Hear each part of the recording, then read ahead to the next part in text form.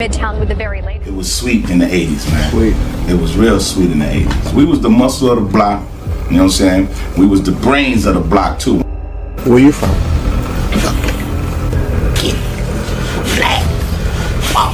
Don't give me the money back. I think it was 3 or 4 days. If somebody maybe got robbed at the club the night before or things happened, you know, the phone would ring. I guess somebody robbed somebody and they threw probably $1 million worth of diamonds in the garbage. And he found them and brought them all to me. My first customer to Jacob was Missy Elliott. Stared at Jacob, and Jacob came out that store and gave me about 13 grand. The rappers got the game. They learned how to get more money. They stopped getting raped in the music business and started making hundreds of millions of dollars. We can get 10 off this. You just gotta lean a little. Once you become known that you can produce this 50 grand, this 100 grand, this 200 grand, there's hood value. I hung with Kevin, I shot Uncut Gems, and I helped Coke produce. Anyone that had any kind of skills that knew how to get $2 and make 10, this is where you got it.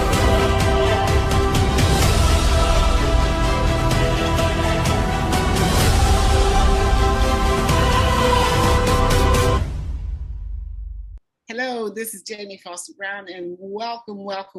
We got one of the cutest little guys. Look, he's just too fine, ladies. I want you to pay attention to what we're talking about today and not just look at his good looks, okay? Because you will get distracted. He's not only good looking, but he's very intelligent. And he's going to tell us lots of stories about the district. Kenny Green talks about the story of business of buying and selling jewelry and how many came to profit off of the success of the Diamond District in New York City, right? Kenny Green has a new documentary trailer that puts us front and center of why diamonds are really a girl's and a boy's best friend. Welcome, Kenny. Thank you for having me, Jamie. Thank you for having me. You see, I had to do my Superfly. This is his Superfly Entertainment LLC. Superfly Entertainment LLC. That's the Instagram hit. Check it out. You know, a lot of good things coming. What we do as Superfly is inform the culture about the culture from the culture's point of view. Okay, all right. And the culture, what's this culture we're talking about now? Because there are many aspects of the culture. Diamonds. That's a culture we don't know too much about, but you do. Right. Well, actually, the 47th Street, the Diamond District, is one of the richest blocks in New York City, outside of Wall Street, and it's basically was ran by the Hasidic Jews and white people, and a group of us, friends of mine from Brooklyn, in the late 70s, early 80s, penetrated that industry and helped shape jewelry culture on what people are wearing and what they were wearing. And, there's a lot of notable names through different eras that a lot of people might know if they're mentioned, So why do you think people are interested in this? I know one name Jacob the Jeweler is one name that rings with me, because when I first started interviewing the rappers and all that, everybody was wearing Jacob the Jeweler, gear, his diamonds and rings and stuff. Did you meet him or did you deal with him? Well, I'm very much familiar with Jacob the Jeweler. And like I said, we had some dealings, and in my documentary, I'll speak about that. Mm-hmm. But before Jacob the Jeweler, there was Manny and Tito. It was a father and son team that, Jacob the Jeweler got put into business because a lot of my group, like guys like Monk and Brother, they steered people away from Manny and Tito after Manny and Tito's father son team broke up. So we wasn't, favorable to what happened. So we pushed people to Jacob's way. Like, my man like Cook and Monk, they was instrumental in getting Jacob a good start. So what's interesting about this? By the way, well, congratulations. I had no idea that there were Black men and women, I suppose, behind his success and what happened in the jewelry business. You all were able to eat off of this also, right? This wasn't just like Jews just come in and, Well, what led me to make this documentary was to showcase some of the truth and the interworkings that happened before, so certain things could be what they were. because when we were out there, a lot of these guys didn't have access to, say, Black culture. You know what I'm saying? Who So didn't? The Jewish people didn't have access. yeah, they didn't really have the access because it was like hood. It was like, you know, we were considered a dangerous group. You figure the late 70s, 80s, that's the crack era, you know, basically. And a lot of these jewelers were afraid of people. So the slum game, which people know about it, you know, gravitated people to try their hand at different things. So certain relationships was established in the Diamond District, and we was able to let them peek into our culture, and we got into their culture, and we were able to do some business quietly, you know, because a lot of times we were ran off that block.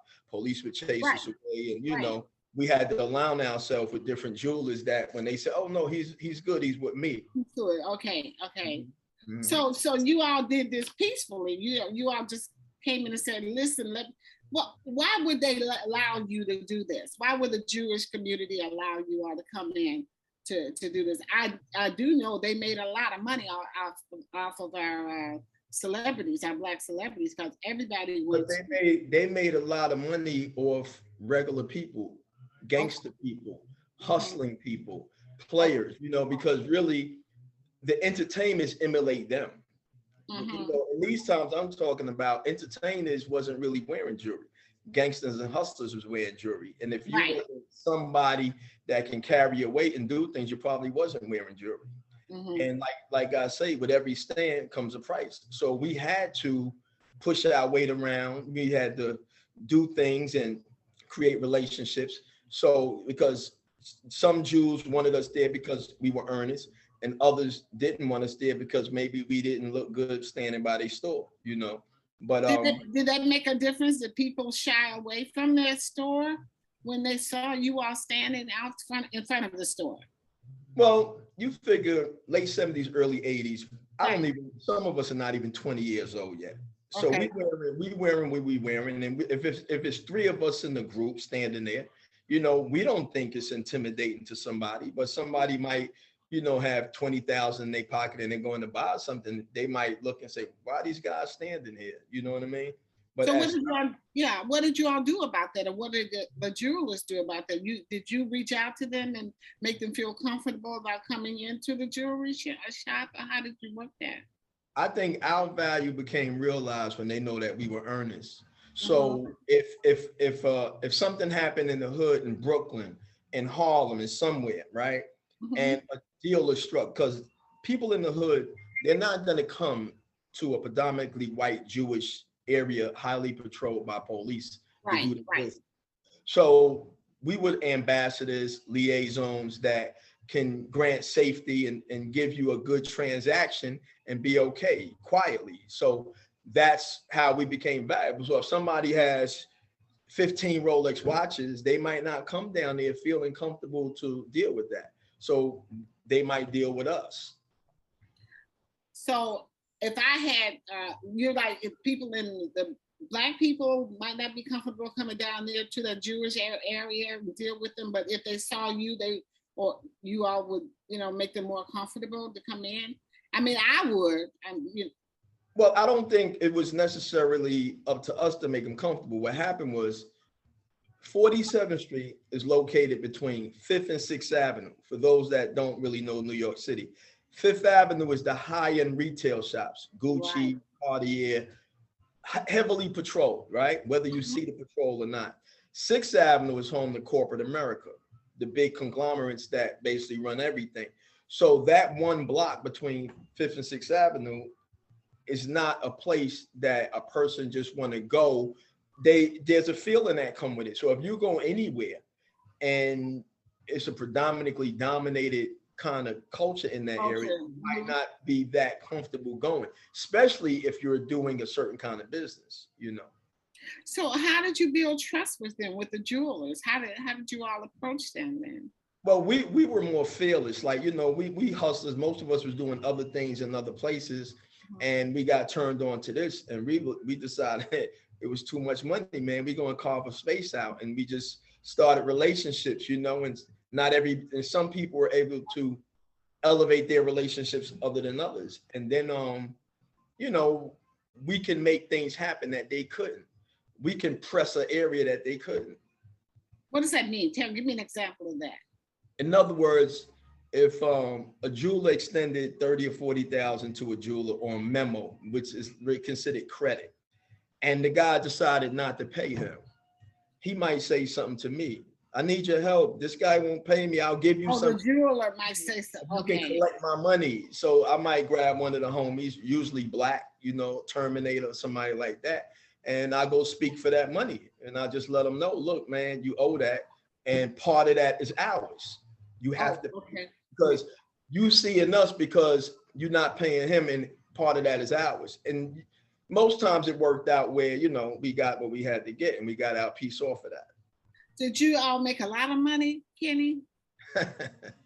We did okay. What that mean? Yeah, we did okay. We really we made good money. I'll say So you were that, able to take care of your families. and then some. So listen, so how many of them are we talking about? 4 guys, 5 guys? How many of you were there?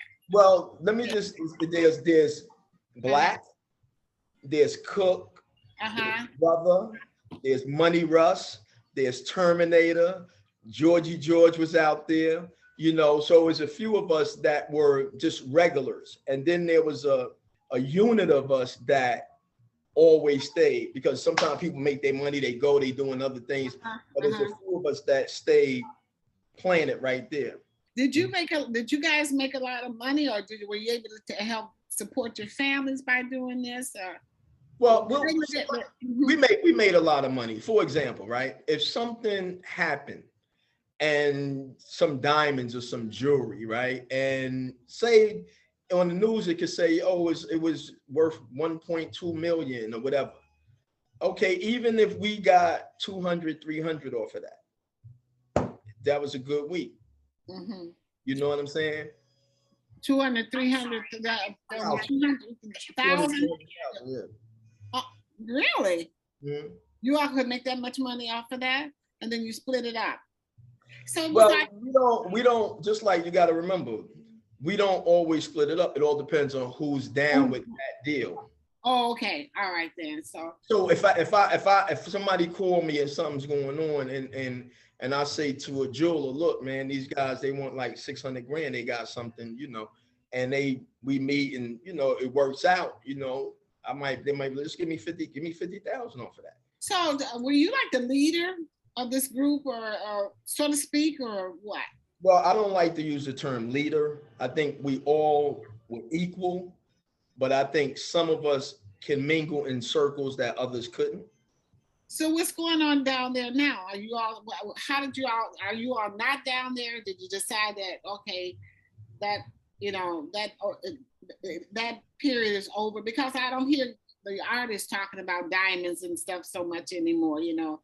And they used to show me, they used to put it up on the counter, all the diamonds and stuff that they got, the artists, and I used to think, oh my God. Well, a lot of the artists that we might know from our era, they might not be into jewelry as much, because now they grown-ups and they priorities, and they got real bills, and they doing maybe different things with their money. They might buy something here and there, but if you go to the younger people, they're doing their thing, you know. So they are still buying and investing in jewelry, still?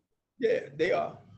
Are you still involved? Are you all still involved as much? Or are you pulled back a little bit, or where are you all? Well, I think from my position, I don't like the game. I don't, you know, I've seen it on a whole different level, and I can't quite respect what's happening now. Like in most games, that if you was out here in a certain era doing a certain thing, being the boss in your life, and there was rules and conditions that apply to things that happen, you might not like what you see right now.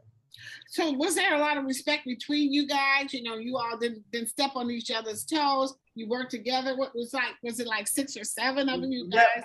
Whenever there's money, somebody's going to get their toe stepped on. Well, what's going on in the Diamonds District now? Are you guys down there, or what? What's happening now? Or when did that peter out? Well, I think what it is, like in most hustles in most games, if you was getting thousands and hundreds of thousands and now you could barely get that, who wants to be around that? Yeah. Man. It's a low economy and people trying to live day by day. Are they investing in jewelry as they did before, or do you know? Well, a lot of people are still buying jewelry, but like a lot of people are into the watches now, you know, whether it's a Rolex, a Cartier, a AP, you hear all of these names mentioned, you know, because some people buy jewelry to hold their money in. So if I buy a Rolex watch and I pay 30, 40 grand for it and I get in trouble 2 years from now, I might could get most of my money back if I bought it right, you know, so some people hold their money in jewelry. My girlfriend deals with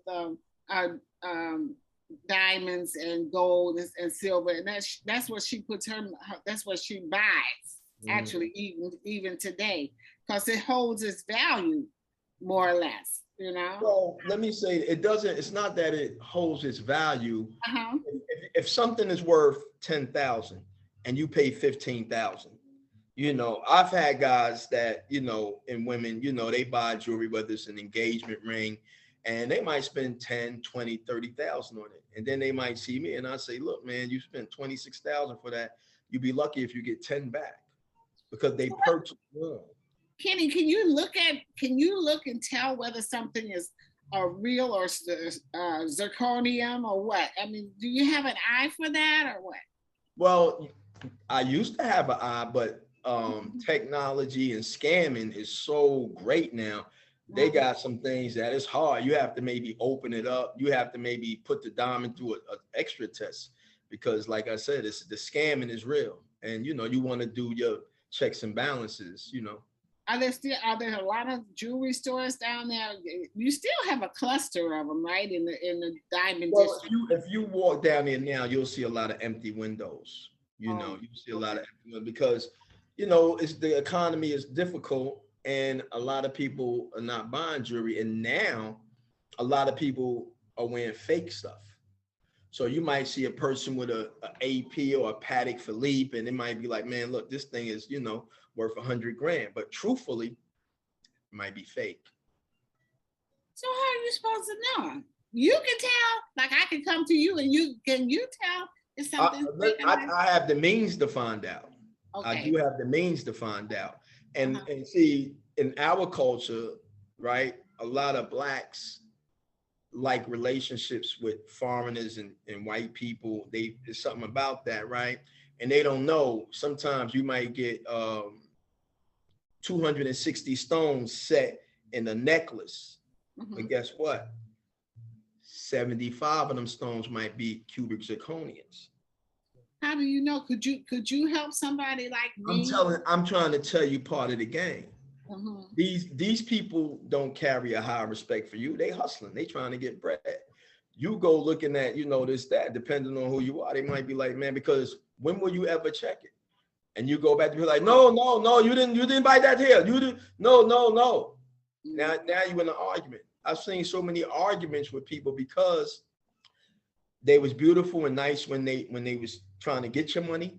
Yeah. Once they got your money and you have an issue and you come back because you find out maybe some of your stones are not real and you trying to debate that, you don't get respected.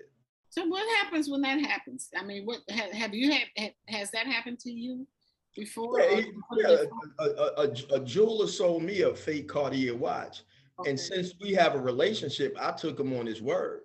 So I went to Cartier. They told me, nah, this ain't right. So I told him, I gave him a chance to make it right. You know what I'm saying? So, you know, I had to put some weight down on them, you know, to get that bread back, you know because that ain't going to happen like that, you know? Okay. So are there a lot of jewelry stores still open? It's been a bad economy. It's a bad economy, but young people, like, see now, the Diamond District 47th Street was one of the only places you can go and get the elaborate jewelry that people used to get. Now you got people in New Jersey, you got people in Long Island, so it's spread out. So a lot of that was taken away from that unit cluster area of 47th Street. You know Now what I'm you saying? did a whole film about that. Tell us about the film and how are you going to get it distributed? Well, What's the name of the film? Mhm, it's a Diamond District documentary mhm. about a few hustlers from Brooklyn that came to Midtown Diamond District and penetrated the industry. We wasn't wanted there, but we created a value and we pressed. And like I said, every stand comes with a price because sometimes people went to jail, you know, arguments, fights, you know, but we popped back up. So after a while, it was like, look, it is what it is. They here. Relationships were formed with, you know, whether it's law enforcement, yo, he's all right, you know, because they say we just gonna keep coming or whatever like that. So after a while, we doing relationships. So I think the story had to be told because there's a lot of jewelers and a lot of people, you know, because now you have a lot of Russians in this game too. The Russians took over most of the things that the Italians and different other people were doing. So I think it was necessary to tell a story on what we were able to accomplish in that time. You know, So, and what was that time period? the late 70s, the early 80s, and this is part of the crack era, you know, where and the streets were different, racial tensions was different, you know. So you know, I tried to explain how the early 80s was, because a couple of my homies was out there earlier than I, and I came maybe in the beginning of the 80s, maybe 81 or whatever like that, you know. So everybody was trying to do their thing, whether it was diamond snatching and people hustling, and you know, everybody was trying to get some type of money some kind of way. And in most cases, hustlers always meet up some kind of way at some point in life.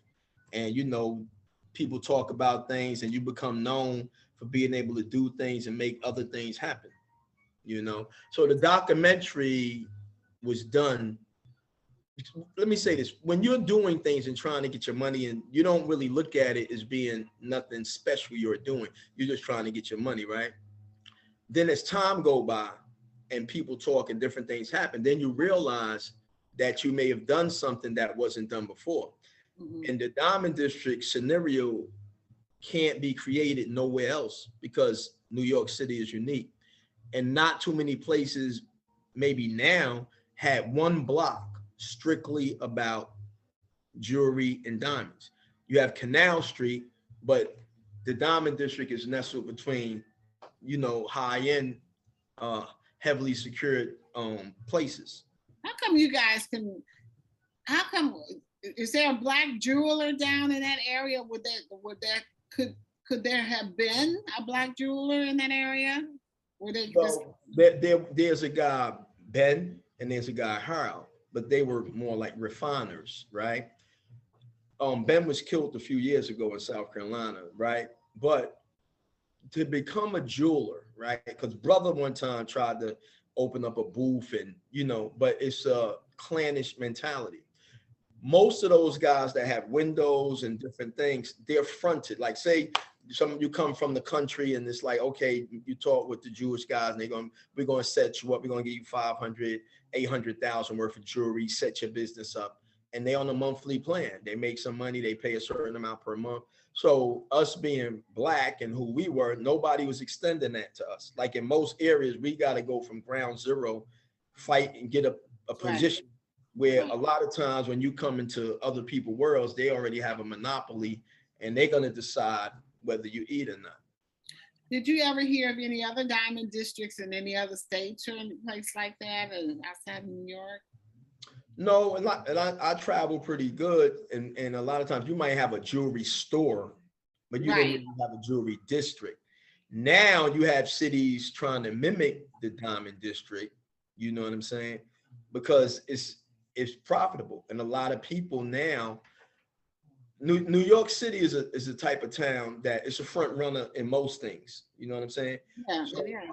A lot of places try to mimic what is done in New York City in their own areas. So now a person in Atlanta, like I've dealt with hustlers and players all across country. A lot of them used to always come to New York because your access was different. So when you dealt with people all across country, outside of New York, what other city do you think was progressive enough, you know, almost up there like where you all were? They were smart and they knew what to do and how to manipulate that business. Well, I think hustlers are doing that in every city they in. But I don't think every city had a diamond district where one block is dedicated to maybe 60, 70 stores. Where not only that, you have the stores, but you have the accessories, whether if you need a watch band, whether you need a scale, whether you need anything pertaining to jewelry, pertaining to diamonds, a loop to look through the diamonds, a diamond tester. So you have the accessories where if you go to a lot of cities, they might have a jewelry industry district, but you might not have all accessories. Everything is right there. The people that's gonna, if your chain breaks or pops, they can solder it. So you have everything right there. So are you still, you're still involved? I know you did the movie. So I could come to you and say, Kenny, can you help me get a nice ring that I had, an engagement ring that I might have to buy for myself? I know they chasing you. I know they chasing you. Are there other diamond districts in other states, or just have you heard of any?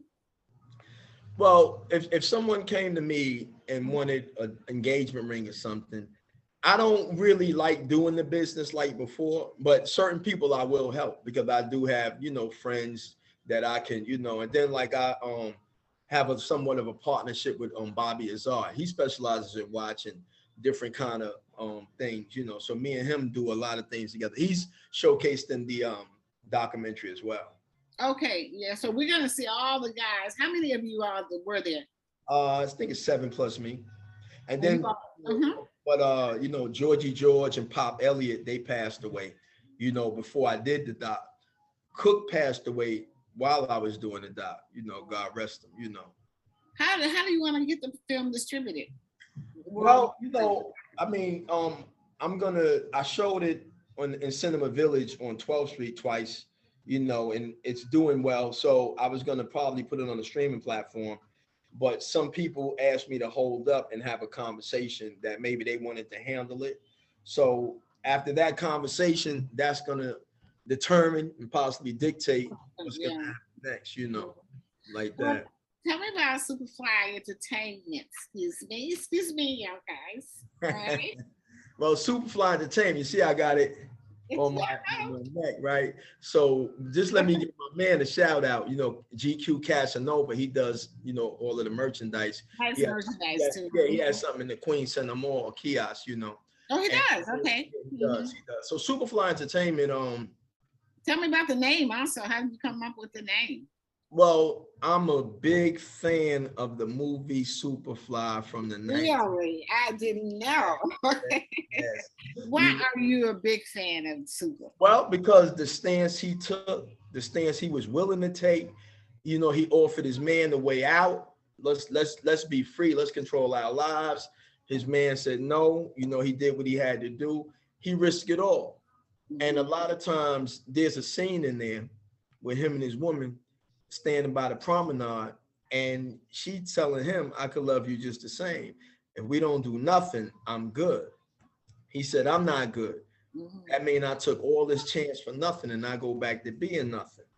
If that's what it is, I got to roll the dice. They're going to have to kill me. I can't go for that. So a lot of times that's a lot of people's thinking, but they don't step into that. So and that was a movie from 1972. Yeah, I was going to say, it would be interesting for you to do a movie more along the lines of what you all were doing, you know, when you were involved with the Diamond District, with the jewelry. The documentary and the conversation sparked a lot of interest. So who knows what's going to happen? And also, I was fortunate enough to be able to do a soundtrack, right? Oh, okay. Yeah, I did a soundtrack with Official Heatmaker, Arsonist, Joel Ortiz, Mims, G Mims, $, that's Red Alert son. My man Cruz out of DC, Pastor Pounds, the mayor of Harlem, you know, Journey, she's doing the hook and she's singing on it. So we got some good people, you know, on the soundtrack, which is going to be available soon too. It's like 5 songs, 6 songs. How can people? I like my design for my logo. How can they get this, and how can people order your merchandise, Kenny? Well, special orders can be done right at the Queen Center Mall, right?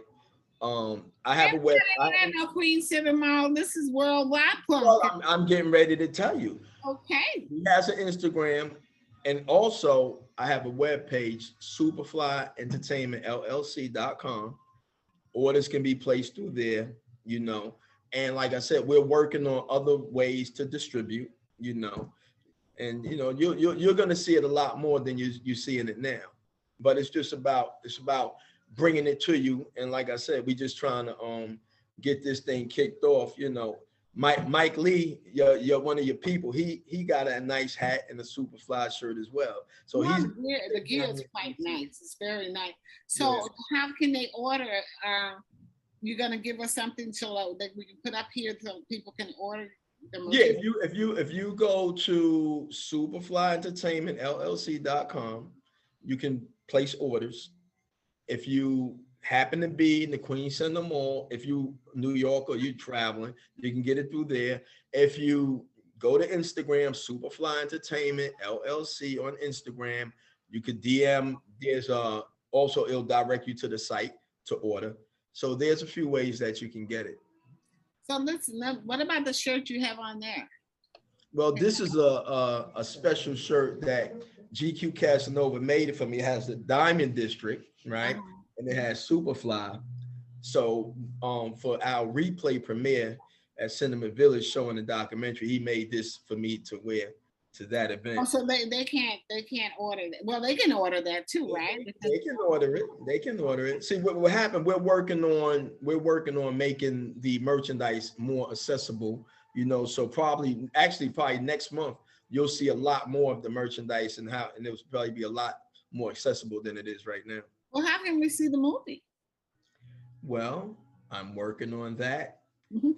We'll know as soon as I have a meeting. I have a meeting next week.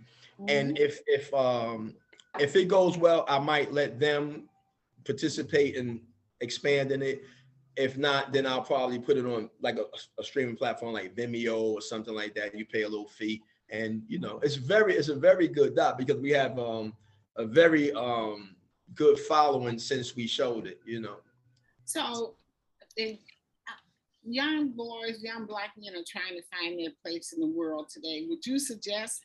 How can they eat off of what you did? Get ideas. You give them any ideas of how they can come up with something as original as what you all have done. You know, and can they reach out to you if somebody in another city says, "Shoot, I want a Superfly shirt." You know, these are nice shirts, well done. You know, good material. So. Is there any way they can reach out to you, Kenny, and order merchandise from you, Marsha? The story is really great. You guys were hustlers. You guys were in there and said, look, ain't nobody just going to be eating off. We can eat here too. And all of us can sit here and eat. Right. Well, I think a lot of young people, they are carving out their life right now. But like everything, just like in certain generations and cultures, things get diluted as time goes. So when you dilute things, you know what it is, you lose some of the concentration. So in our group, it was important for us to stick together because the numbers was against us. So the numbers being against us, it created us to bond different. And so 6 or 7 of you guys, right? 7 plus me, that makes it like 8. 8, right, yeah. You all still friends today? Yeah, we friends. Okay. Yeah, that's good. Yeah. So how do people get in touch with you? Let them know. You're gonna let me know right now. Superfly Entertainment LLC, Instagram. Say it again. Superfly Entertainment LLC on the Instagram. Okay. I'm having a little trouble with my Facebook page, so once I get that, you'll know. Also, superflyentertainmentllc.com is the website, and like I said, there's different, you know, avenues. You'll hear people talk about the Diamond District, and you know, I'm in the jewelry area all the time, and most people know me over there. You know, I'm not difficult to get a hold of, but I just want to for people to really watch the documentary. The documentary was done to inform, you know, and I come from a culture that what's underground stays underground, you know. Can they order the documentary also? Not yet. Not yet? Not yet. You know, I'll keep everyone posted. When that time comes, there's going to be a major blast all over social media that you would know, you know. But I just want to make clear it's important to know that sometimes in different eras and generations, you have to stay unified for anything to work. That's what I was going to say, because you guys had to stick together to do what you all did down there. You brought money to the Diamond District, but you also brought money to your homes, to your families. Well, you know, in a certain time, and we in a predominantly Jewish and white arena, we got to stick together. Otherwise, nothing works. You know what I mean?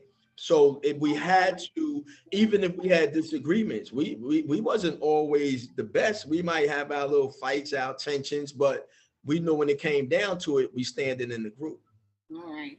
You know what I'm saying? Yeah, this is very informative.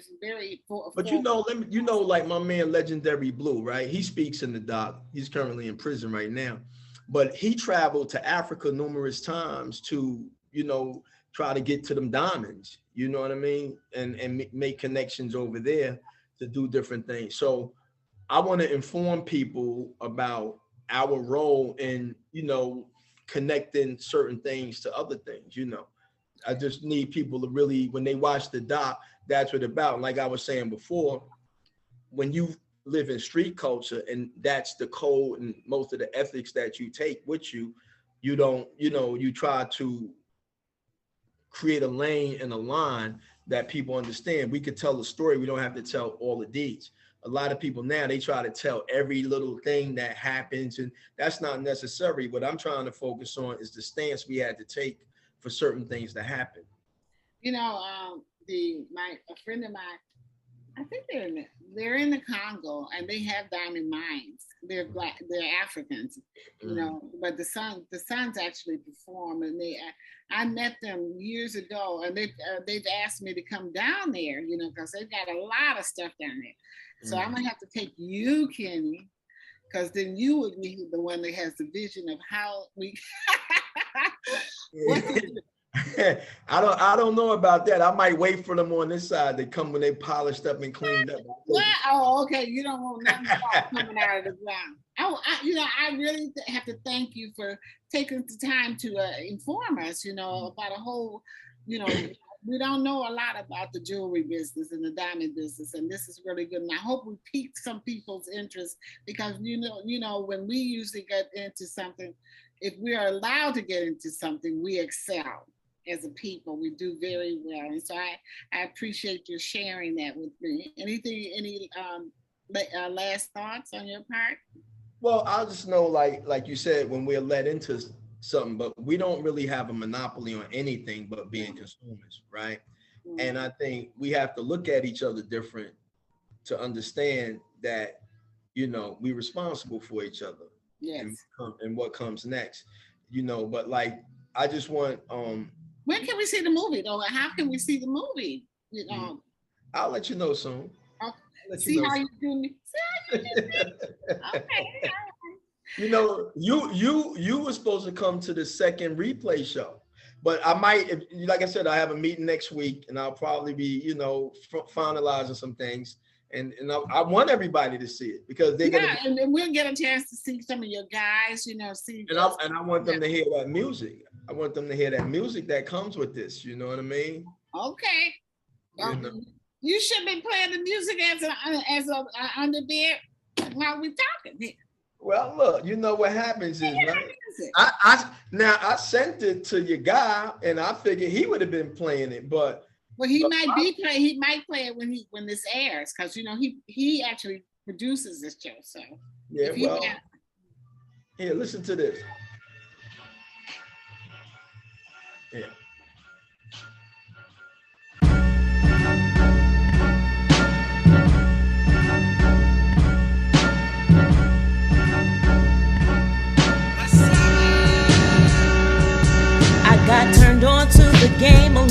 time ago. Strung out on the lifestyle is all that I know. I put in the work, I've mastered my flow with this Diamond District hustle.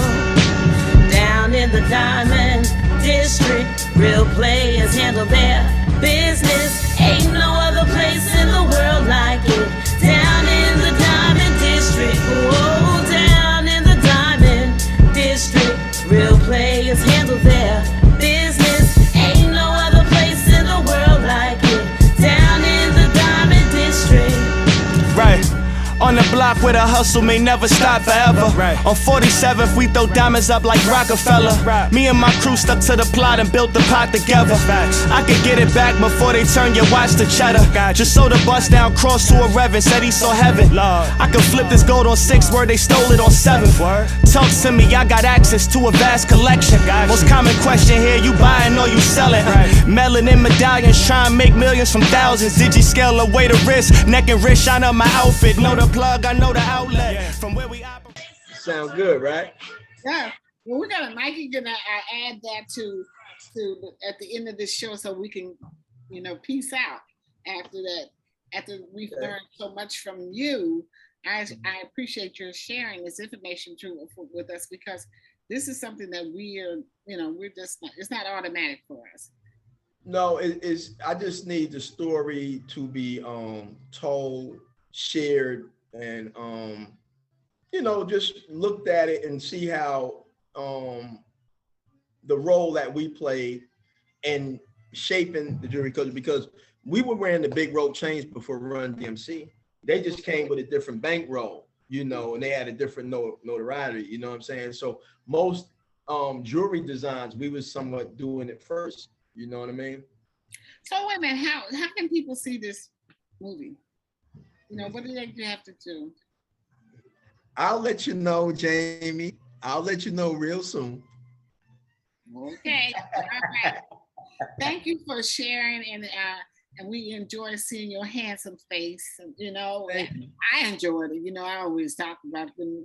Black men, y'all are the most beautiful things on earth. So, hey, I say, They say the same thing. They say the same thing about you, black women too.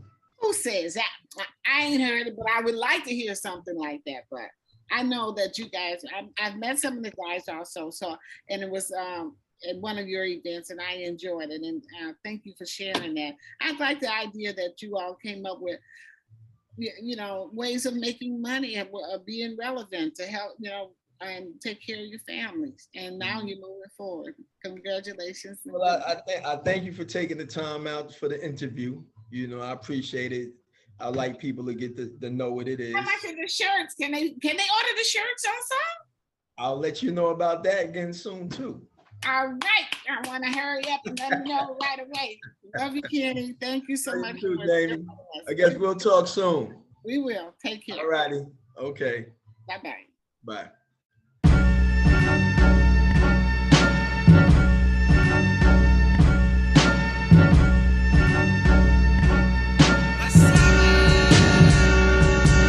Got turned on to the game a long time ago. Strung out on the lifestyle is all that I know. I put in the work, I've mastered my flow with this Diamond District hustle. Down in the Diamond District, real players handle their business. Ain't no other place in the world like it. Down in the Diamond District, whoa, down in the Diamond District, real players handle their business. Ain't no other place in the world like it. Down in the Diamond District. Right. On the block where the hustle may never stop forever. Right. On 47th, we throw diamonds up like Rockefeller. Right. Me and my crew stuck to the plot and built the pot together. Facts. I could get it back before they turn your watch to cheddar. Just sold a bus down, cross to a reverend, said he saw heaven. Lord. I could flip this gold on 6, word they stole it on 7. Word. Talk to me, I got access to a vast collection. Most common question here, you buying or you selling? Right. Melanin medallions, try and make millions from thousands. Digi scale away the risk, neck and wrist, shine up my outfit. Know the plug, I know the outlet. From where we operate, I can see the clients coming from the east and come from out west. I got turned on to the game a long time ago. Strung out on the lifestyle is all that I know. I put in the work, I've mastered my flow with this Diamond District hustle. Down